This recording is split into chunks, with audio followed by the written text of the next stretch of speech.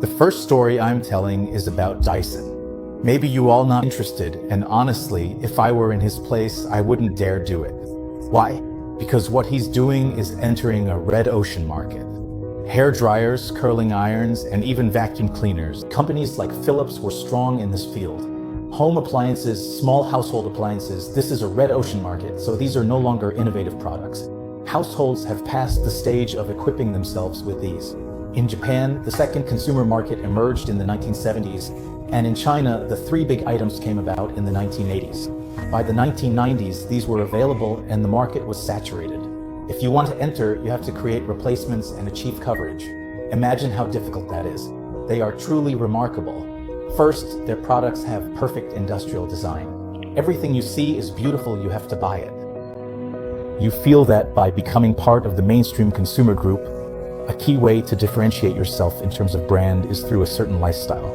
For example, for women, using Dyson for beauty routines feels like a step up, more sophisticated. This is a very important point.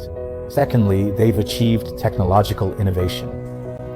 Because something like a hair dryer is actually very simple. One aspect is resistance heating, and the other is that the motor needs to be powerful with a large airflow. With resistance heating, there are limitations because if it gets too hot, it can burn your hair. Women care a lot about this because it gets uncomfortably hot, so they could only improve the airflow.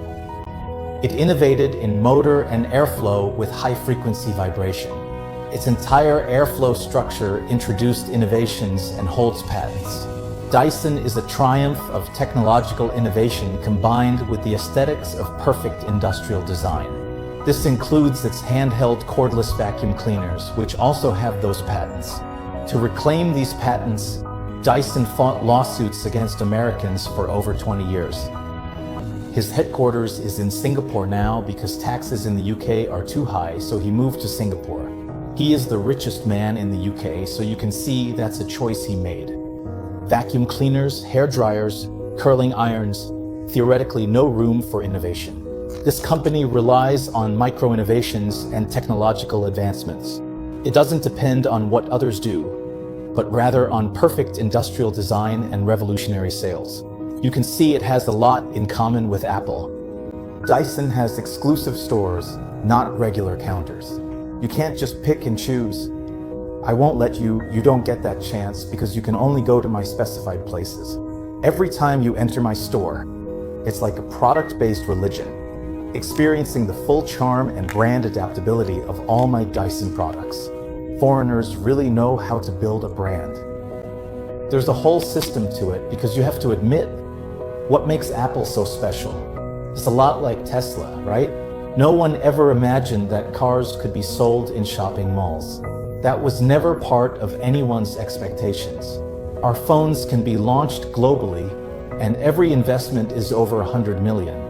So when Apple does it, it's groundbreaking. No one ever imagined that you could open a dedicated store just for hair dryers or vacuum cleaners, right?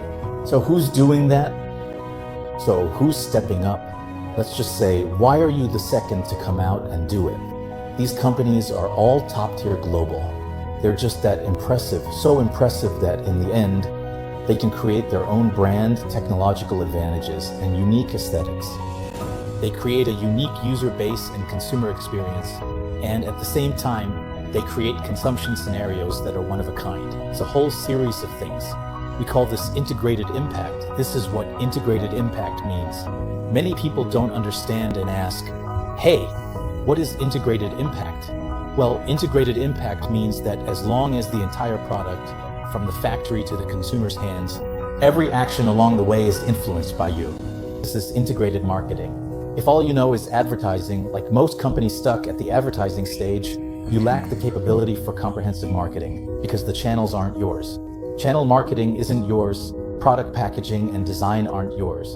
You're just doing production. We call these manufacturing enterprises. China is a manufacturing-oriented country, so we're far from marketing and even further from integrated marketing. Honestly, that makes us very weak, and clients need to acknowledge this gap.